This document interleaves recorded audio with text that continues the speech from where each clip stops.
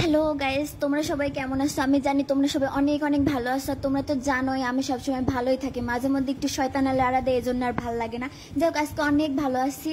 আমি কোথায় যাচ্ছি আজকে জানো? তোমরা কিভাবে জানবে? তোমাদের তো বলি নাই। আমি আজকে যাচ্ছি কুরবানির জন্য। পাপা গরু কিনছে, সেই গরুটা দেখতে একটা দাদির বাসায় রেখে আসছে। আমাদের বাসায় তো আর গরু রাখার মতো কোনো জায়গা নাই, এই জন্য ওই দাদির বাসায় যাচ্ছি।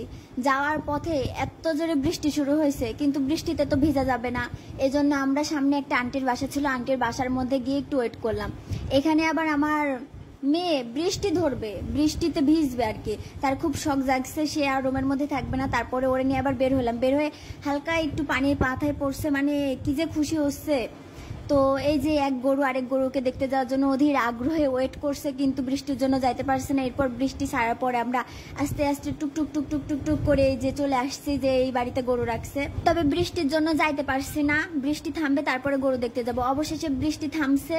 ভাইরে ভাই, আমার যে কি পরিমাণ ভয় লাগতেছিল আমি বলে বুঝাতে পারবো না। মানে গরুটা অনেক ভালো ছিল, ঢিপ মারতেছিল না আর কি, মানে আমাকে দেখে কেমন একটা করছিল, আমার মনে পছন্দ হয় না, আমি জানি না। যাই হোক, মানে আমি খুব ভয়ে ভয়ে গরুর সাথে দেখা করছি আর কি, গরুর গায়ে হাত দিছে। তারপরে এই যে অবশেষে এক গরু আরেক গরুকে ঘাস খাওয়াইতেছে, ঘাস না কি বলে এগুলো আমি জানি না, খাওয়াইতেছে। ওনার সাথে তো মানে দুইটাই গরু তো খুব মিল হয়ে গেছে, দুই গরু কি সুন্দর একসাথে খেলছে, এই করছে ওই করছে আর ভিডিও করছে, বাবারে বাবা।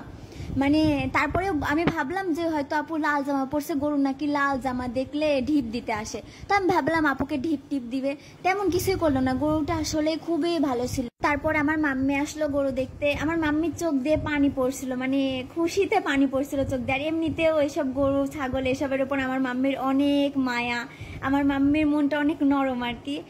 তো সবাই ভালো থাকবেন আর আমাদের জন্য দোয়া করবেন, আমাদের কুরবানির জন্য আল্লাহ কবুল করে। আজকে এ পর্যন্তই, আল্লাহ হাফেজ।